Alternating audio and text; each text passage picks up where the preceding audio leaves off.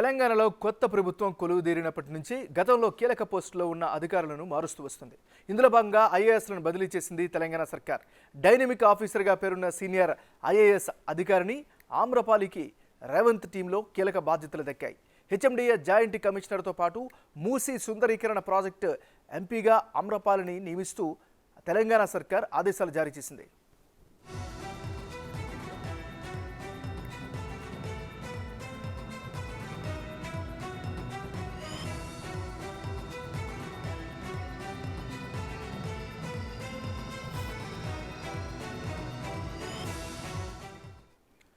తెలంగాణలో కొత్త ప్రభుత్వం కొలువుదీరినప్పటి నుంచి గతంలో కీలక పోస్టుల్లో ఉన్న అధికారులను మారుస్తూ వస్తోంది. ఇందులో భాగంగా ఐఏఎస్లను బదిలీ చేసింది తెలంగాణ సర్కార్. డైనమిక్ ఆఫీసర్గా పేరున్న సీనియర్ ఐఏఎస్ అధికారిని అమ్రపాలికి రేవంత్ టీంలో కీలక బాధ్యతలు దక్కాయి. హెచ్ఎండిఏ జాయింట్ కమిషనర్తో పాటు మూసీ సుందరీకరణ ప్రాజెక్ట్ ఎండీగా ఆమ్రపాలిని నియమిస్తూ తెలంగాణ సర్కార్ ఆదేశాలు జారీ చేసింది.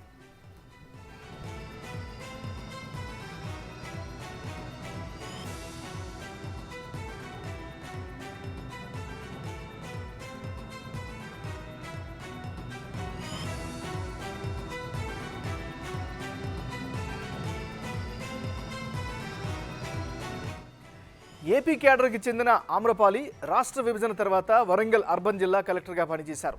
తనదైన పనితీరుతో డైనమిక్ ఆఫీసర్గా పేరు తెచ్చుకున్నారు. ప్రభుత్వం ఉన్నతాధికారులతో ప్రశంసలు పొందారు. 2018లో తెలంగాణ ఎన్నికల సంయుక్త ప్రధానాధికారిగా కూడా ఆమ్రపాలి పనిచేశారు. అంతకుముందు జీహెచ్ఎంసీ అడిషనల్ కమిషనర్గాను పనిచేశారు. 2020లో ఆమ్రపాలికి ప్రధానమంత్రి కార్యాలయం నుంచి పిలుపు రావడంతో పీఎంఓలో డిప్యూటీ కార్యదర్శిగా చేరారు. అక్కడ 2 ఏళ్ల పాటు పనిచేసి డెప్యుటేషన్ పూర్తి కావడంతో ఇప్పుడు మళ్ళీ తెలంగాణ ప్రభుత్వంలోకి రీ ఎంట్రీ ఇచ్చారు.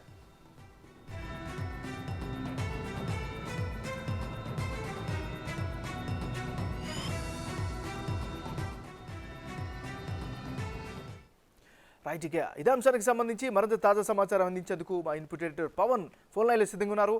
గుడ్ ఈవినింగ్ పవన్, చెప్పండి. కీలకమైనటువంటి బాధ్యతలు చాలా సిన్సియర్ ఆఫీసర్స్కి ఇస్తున్నట్టుగా తెలుస్తుంది మన ఓవరాల్ అప్డేట్ చూస్తూ ఉంటే. సో దీనిపై మీ విశ్లేషణ ఏంటి? ఇప్పటికే అటు తెలంగాణ రాష్ట్రానికి గుండెకాయ లాంటి హైదరాబాద్ సిటీ చుట్టుపక్కల ఉన్న 3 కమిషనరేట్లకి సమర్థవంతమైన అధికారులుగా ఐపీఎస్ అధికారులను బదిలీ చేశారు. తాజాగా 7 కీలకమైన శాఖలకు ఐఏఎస్లను బదిలీ చేస్తూ కొద్దిసేపటి క్రితమే ఉత్తర్వులు జారీ చేశారు. 99 బ్యాచ్ ఐఏఎస్ అధికారి సీనియర్ ఐఏఎస్ అధికారి సయ్యద్ అలీ ముర్తుజా రిజ్వీని ఆయనను చైర్మన్ మేనేజింగ్ డైరెక్టర్ ట్రాన్స్కో జెన్కోకు ఆయనను నియమించారు. ఈ పదవిలో మొన్నటిదాకా ప్రభాకర్ రావు ఆయన ఉన్నారు. రాజీనామా చేసి వెళ్లిపోవడంతో ఆ స్థానంలో సయ్యద్ అలీ ముర్తుజా రిజ్వీని నియమించారు. ఇక సందీప్ కుమార్ జా 2014 బ్యాచ్ ఐఏఎస్ అధికారి ఆయనను ట్రాన్స్కో జాయింట్ మేనేజింగ్ డైరెక్టర్ గా నియమించారు. కృష్ణ భాస్కర్ 2012 బ్యాచ్ ఐఏఎస్ అధికారి, ఈయన ఉప ముఖ్యమంత్రి భట్టీకి ఓఎస్డీగా నియమించారు. ఇంకా ముషరఫ్ అలీ ఫరూకి 2014 బ్యాచ్ ఐఏఎస్ అధికారి, ఈయనను చైర్మన్ అండ్ మేనేజింగ్ డైరెక్టర్ ట్రాన్స్కోగా నియమించారు. ఇక కర్ణాటి వరుణ్ రెడ్డికి అటు గోపాలరావు ఎవరైతే వరంగల్ విద్యుత్ సంస్థకు సంబంధించి ఆయన మేనేజింగ్ డైరెక్టర్ గా రాజీనామా చేశారో ఆ స్థానంలో ఆయనను నియమించారు. ఇక ముఖ్యంగా శైలజ రామయ్య 97 బ్యాచ్ ఐఏఎస్ అధికారిని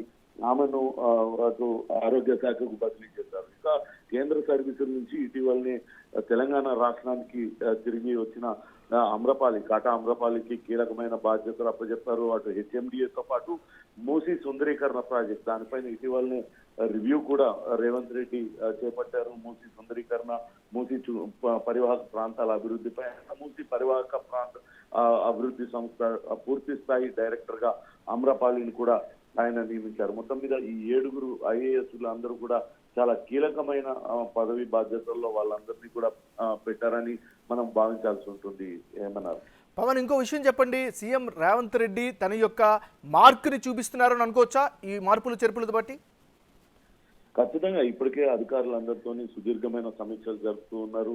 అనేక శాఖల్లో అటు రిటైర్ అయిన అధికారులే ఇంకా కొనసాగుతుండడాన్ని కూడా ఆయన గమనించారు. ఆయా శాఖల్లో చాలా కాలంగా వాళ్ళే పనిచేస్తూ ఉన్నారు.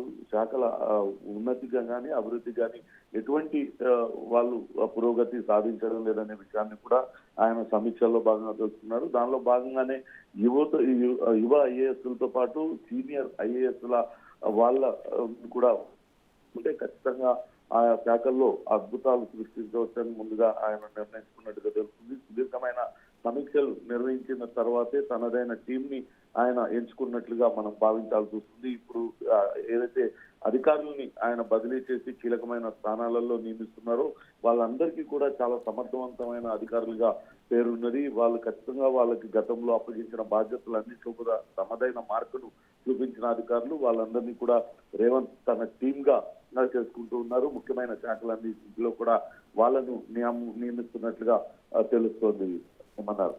Right, thank you Pawan updates అందించినందుకు.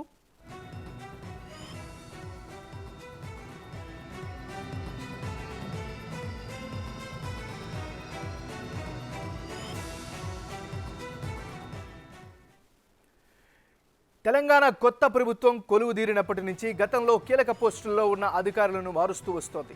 ఇందులో భాగంగా ఐఏఎస్లను బదిలీ చేసింది తెలంగాణ సర్కార్.